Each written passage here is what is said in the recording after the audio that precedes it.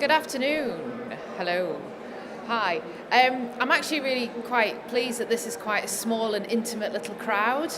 Um, yes, come forward, come forward. Come forward and say hello. Want to join? The reason being is because actually this is the first time I've told this story in public. So, so I'm so far outside my comfort zone right now, I can't see it. Not that I don't present or anything like that, but normally this is not the topic I'm presenting on. So please bear with me because I have written down a few notes just to kind of keep me on track. But what I thought, or what I was asked to share today was my personal story, and my personal story of a fast growth startup, which I then dubbed 10 years in the making. So just so you understand a little bit about who we are and what we do is, so right now I describe myself as Chief Opportunity Officer, but titles are really all just made up anyway. But basically, I'm a part owner and day-to-day MD CEO of a company called Company Shortcuts. And what we do is we're a sales acceleration agency. We help businesses accelerate their sales growth by helping them implement a scalable sales engine and sales solution for their business. So typically we work with businesses that are between £2 and £20 million turnover, and the challenge that they're facing is how do they actually increase sales and scale up the profitable sales function that they need for their company. So that's what we do. We're having a phenomenal growth. I started, this is just January will be year 2. So just to give you some numbers, we've gone from 2 staff to 13. In 2 years, we're at 245% growth is our run rate. We hit our year-end target this year on the 2nd of September. Woohoo! And we're actually at the nice position now where we're actually holding income back to put over into next year. So that's all great, and that's all really positive, and that's all a nice little story. However, it doesn't start there, because actually, I first started my company 10 years ago. And it was the imaginatively titled Nicola Limited. It was 2004 when I started my first training company. Can you believe, by the way, I actually paid a marketing company to come up with that. They got $5,000 out of me for that. Don't tell me mother, she thinks she thought of it first. And I really kind of entered the market, as a lot of startups do, without really much idea. Just knew I kind of had something, wanted to be an entrepreneur, wanted to have my own business, wanted to be in charge of my own destiny. Didn't really have a plan, didn't really have an idea, but I was getting asked to help a lot of businesses, so that's what I started to do. And I realized very quickly that the model that I had wasn't going to work, because when you're just exchanging time for money, it's not very scalable. So within 18 months, we changed the name from Nicola Limited to Aurora Training, a Nicola company.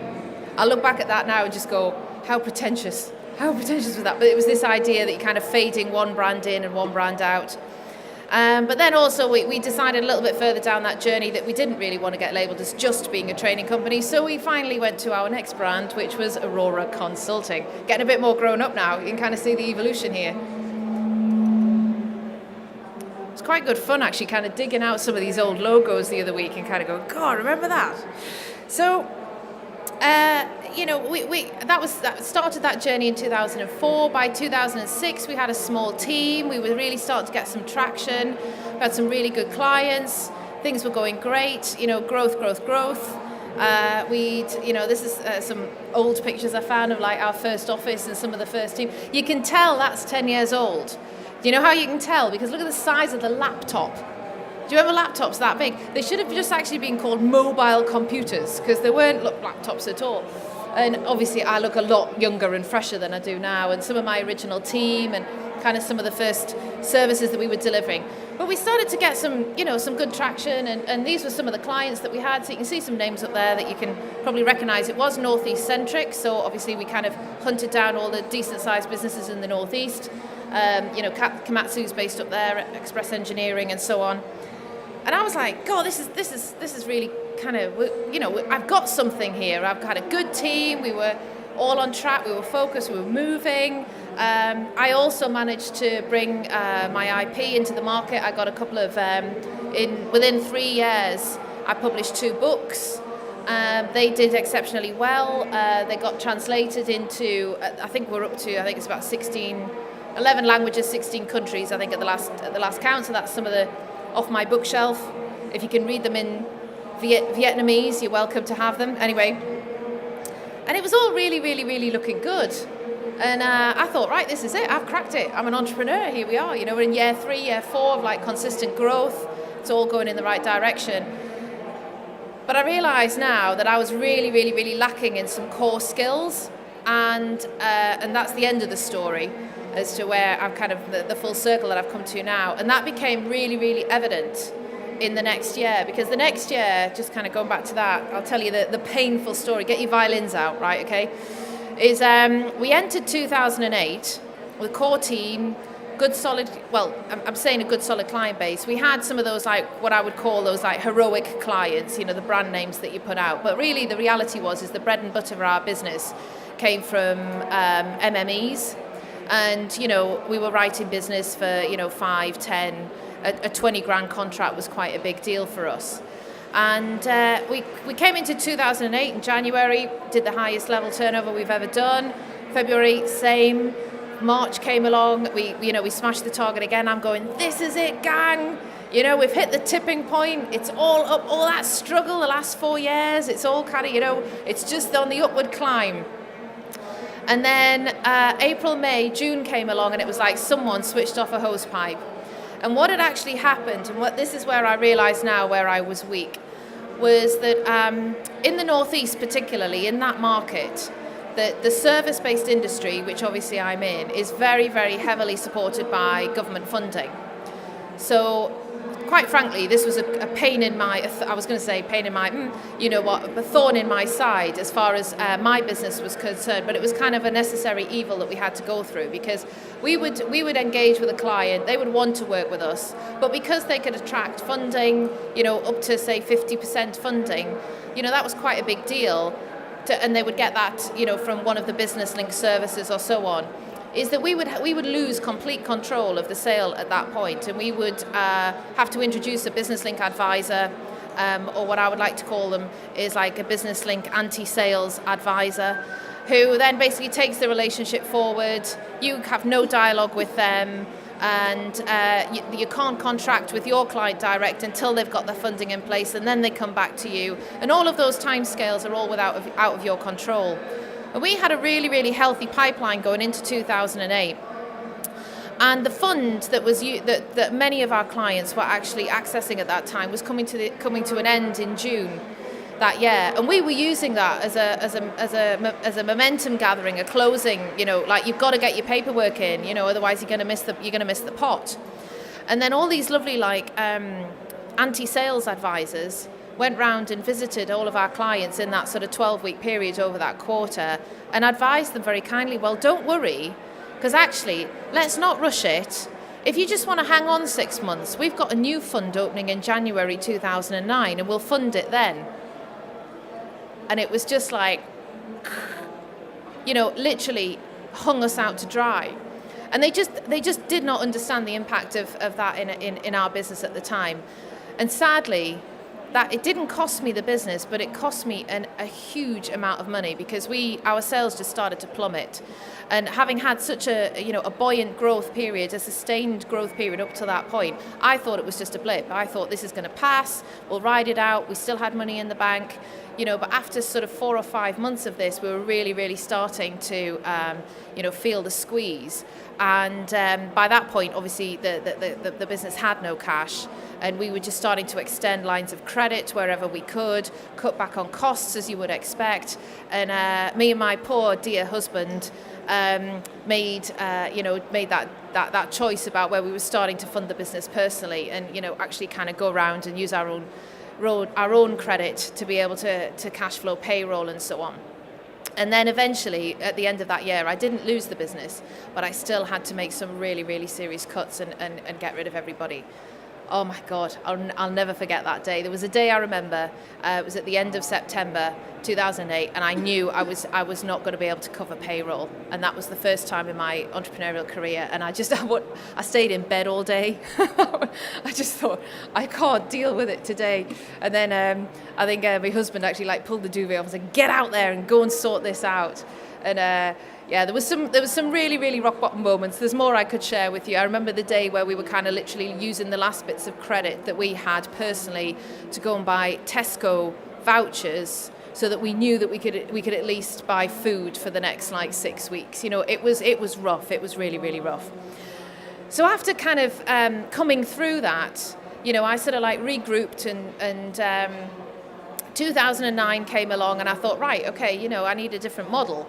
I basically used a scalable model. The business model that I had previously was, I thought, you know, I needed people to be able to scale and to, you know, to create an asset and so on. And for the next few years, I really did feel quite bruised by that. And I thought, I don't want the risk, I don't want the hassle, I don't want the headache. Digital was starting to explode, connectivity was improving. I thought, I'm just going to go back to my good old-fashioned exchanging time for money model. I know it's not scalable, but hell, I earn a 95% profit margin on it, so stuff the lot of you. I'm just going to go out there, flog my arse off, deliver it, and make shed loads of money, which is what I did for the next few years. You know, banged out another baby in that time as well, so that kind of worked quite well. And then I was just at the point really, because within me I still had this desire, I still had this real want that, you know, I really want to grow a business, a real good global solid business. What I do with it after that is here nor there. But I come from a big corporate background, and I've also worked in, before I started my first company, I've worked in other companies where I've been a key part of the leadership and the management team that has helped them scale and grow right up to exit. I just haven't done it in my own company.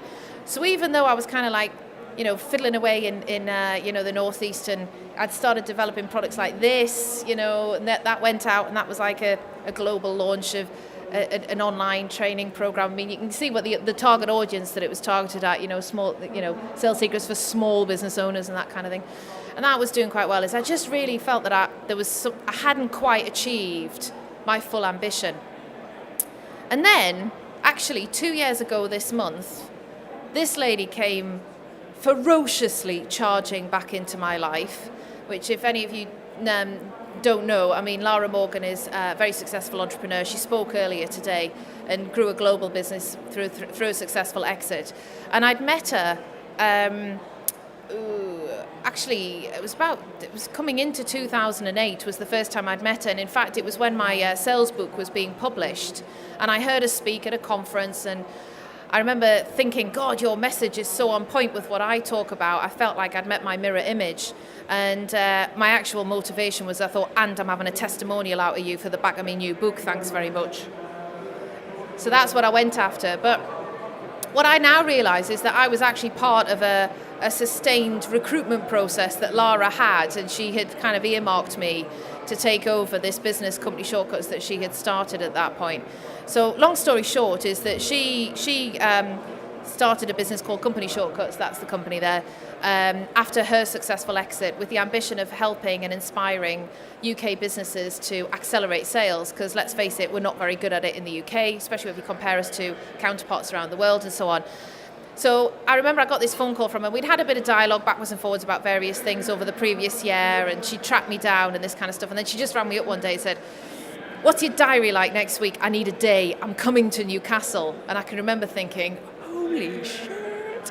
I had no idea what her agenda was. And she just sat down with me and said, "Look, I've got this business. You've got masses of IP. You've spent 10 years creating it, but you're hiding away in the north of England, which, let's face it, is not a particularly growth market at the moment. And, I've got a good success story. I've got this company, but I need somebody in to drive it. Are you up for it, basically? And if, I reckon together we could do something more powerful than me on my own. And if you come in, I'll give you half."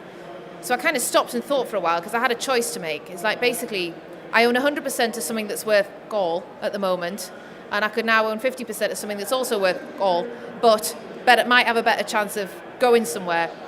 So I took 6 months to do my due diligence, because I've also tried business partnerships before that haven't worked. They've just been a distraction, and they've cost me time and money. And remember, I've been bruised in the past and so on.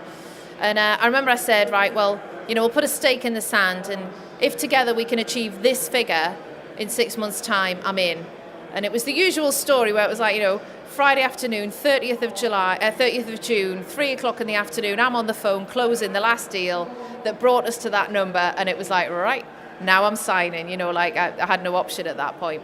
So I came in and started to do, started to kind of really reshape the business and look at what we had and what needed changing. I did a full, I literally, refined the marketplace and did all that stuff that you would do in a startup business. But obviously the great thing is that I now had 8 years experience of having done it myself. So that very, very quickly, we completely changed our offering, completely focused our market, put in place some key barriers to entry, started to build a team again, totally rebuilt all the IT platforms and all the systems behind it. And, I spent the first 12 months of the business really just peddling my wares and absolutely selling my little socks off. And obviously, hopefully now it's beginning to show. So that's all kind of that's the good news story really, if you like. And that's the sort of story of where I was and where I went from and where I kind of came to be. But I suppose, and that's kind of the stuff that we do now. But I thought I would just summarize, and then I will take questions if anyone wants to, as when I look back now and I look at that kind of, that initial growth, and then, the contraction, and then the sustained growth again, and then obviously where we want to go in the future. And what did I learn? And because ultimately that's what it has to be. So I've put this into 3 categories. What did I think I did well? Where do I realise now, looking back, that my weaknesses were? And what did I really gop?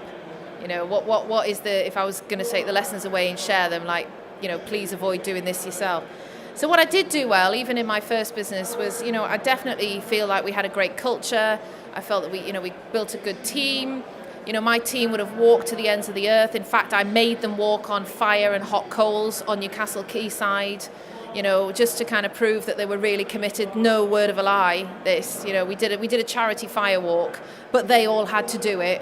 As we organised it and everything. By the way, do you know how much insurance it takes to light a fire on the quayside in Newcastle? It's like trying to get public liability insurance for that. But anyway, so we really did have a really great culture, and I suppose that shows now, because actually some of those team have come back to me, but also everybody who's ever worked for me is still in contact with me. They may not be working for me, they've got their own careers now or businesses or whatever, but we're still really, really all good friends. I definitely thought we could sell. We had a good skill set. We did, we developed some amazing IP that we delivered, and we delivered really well, and we created a good reputation and a good solid brand in our marketplace at the time. So that was all the stuff that we did well. Where do I realise that my weaknesses were? Well, there's 2 actually. So the first one is I've put in, I've just said there that I felt that I built a good team and I can build culture and so on, is that I've put down here hiring, in inverted commas, the right team.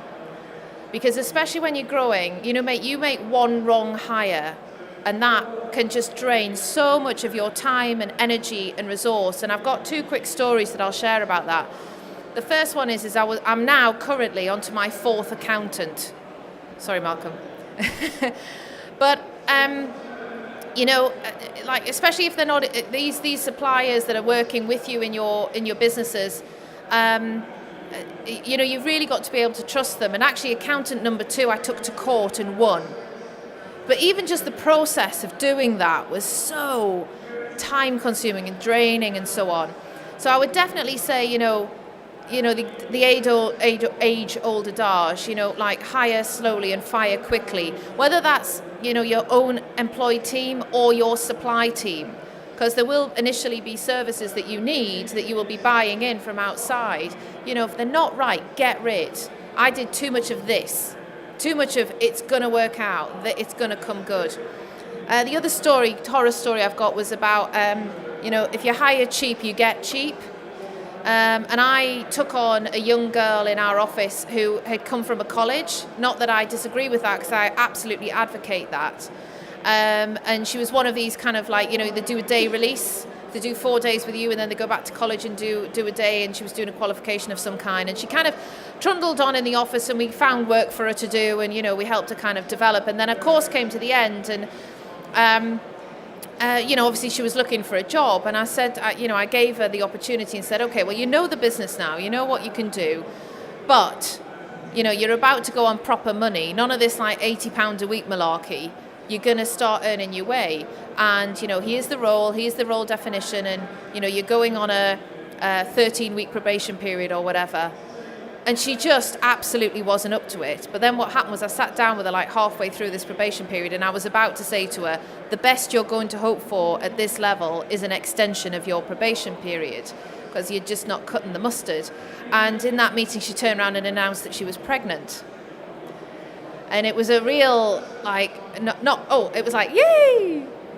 But the legal advice I was given at the time was, even though she was still technically within her probation period of her full-time contract, because she'd worked within the company for 12 months prior, even in a student role, the argument could be made that if I didn't offer her employment at the end of her probation, that I was basically just getting rid of her because she was now pregnant.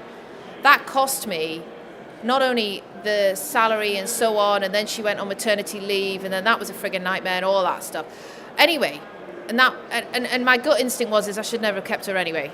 I should never have kept her. So, when it comes to people, you have to be ruthless. They've got to, hire for aptitude, and you can train the skills and all that kind of stuff. And the team that we've got now are exactly those kinds of people. Again, I'm pleased to say that the culture we've got is amazing. I mean, I was literally sitting writing emails at 10 to 12 the other night, and 2 of my team members were responding back, to the point that I had to literally write back to them and go, please, will you cough and go to bed? I'm trying to clear my inbox. I don't want any more emails back tonight, But if people are literally working that hard for you, then you've got a good culture. So hiring the right people. The other thing that I realised that I wasn't very good at was actually the financials. And when I mean that is, I can read a balance sheet. I can read a P&L. I can sell. And so on. But what I didn't understand in my business was the real core trend KPIs in terms of, the cash position and the implications of what we were doing now, or what was happening in the business now, and what that was going to mean in 3 or 4 months' time. And I know I'm looking at Malcolm and he's going. And I learned the hard way. I really learned the hard way. And what did I really, really spectacularly stuff up? Because it, was getting. I've kind of summarised. These are my last 2 points. Is not just spotting the trends and acting on them, because I did spot the trend. I wasn't stupid. I did see what was happening. But what I realised I didn't address was we needed a strategic shift, and I didn't do that. I took the mindset of let's all just work harder. And if we work harder and we push this water uphill even harder, eventually we're going to reach the top, and it's all going to be all right. And actually what I should have done at that point there was either take some external advice, some really solid grey-haired advice, and go, actually, what is the outlook for this business in the next 12 months? Because the market that you were in is no longer there, and and so on. So I would put strategy at that time was a hard lesson for me to learn. And then the final point, which is my kind of last will to you if you're on this journey yourself, is when I look back now and I think, why didn't I act? Why didn't I act earlier so it didn't cost me quite so much? Is I realise now how much of my ego was wrapped up in this. And just to add insult to injury, I had just been crowned Northeast Woman Entrepreneur of the Year, and suddenly I'm now trying to save a business that's going downhill. And after I had to take the really, really tough decisions and let the good people go and all that kind of stuff, after another duvet day where I just didn't want to get out of bed, and I finally got a phone call from a friend of mine who's also in business, and she went, come on, we're going for a drink. And I went out that night and I was literally crying into my beer, and I went and I was like, but I just wanted to be the entrepreneur that had the story that I started a business and it grew and grew and grew, and I never had to let anybody go. And she went, yeah, but you wouldn't be the entrepreneur that you are just about to become. And I thought that was a nice thing for her to say. But also, what I realise now is that my delay in making those decisions was the fear of what would other people think, not what actually really needed to be done in the business. And the minute I got rid of that, we just went, it turned a corner. So, and I realize now how much my ego and my idea of kind of, I had to give this outward impression all the time that, everything was okay, we're all successful. And the reality is that in businesses, all you're doing is you're dealing with problems all day, every day. The bigger the business, the bigger the headaches. But, I hope in some way there may be some inspirational notes that have been shared in that. As I say, come back tomorrow, and I'll be talking about how you can grow and scale your sales engines in your company. I'll be back inside my comfort zone, but that's the story really of a fast growth startup 10 years in the making. So thank you very much. I don't know, has anyone got any questions? You're all being British. Yes, go for it.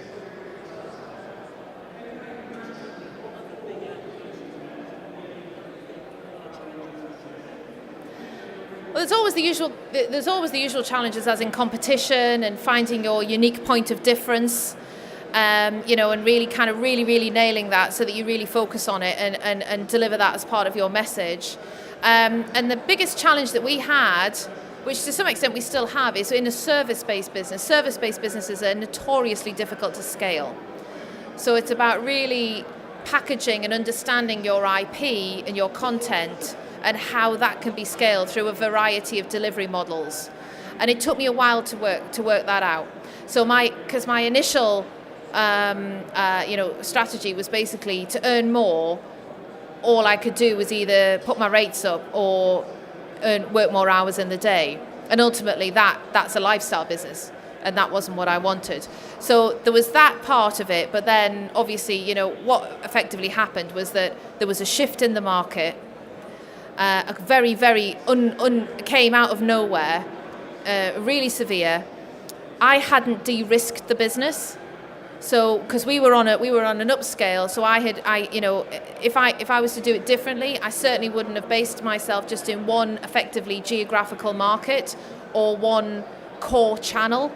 I would have found ways of de-risking the business, which is one of the reasons why, my business partner Lara, who talks about global and going exporting, that's the benefit of having a business that's much more spread, because then you can actually, if one market's going down, another market can pick up. And I basically had all my eggs in one basket. So, and that was ultimately, that was the hard lesson to learn. By the time Aurora, we had 10.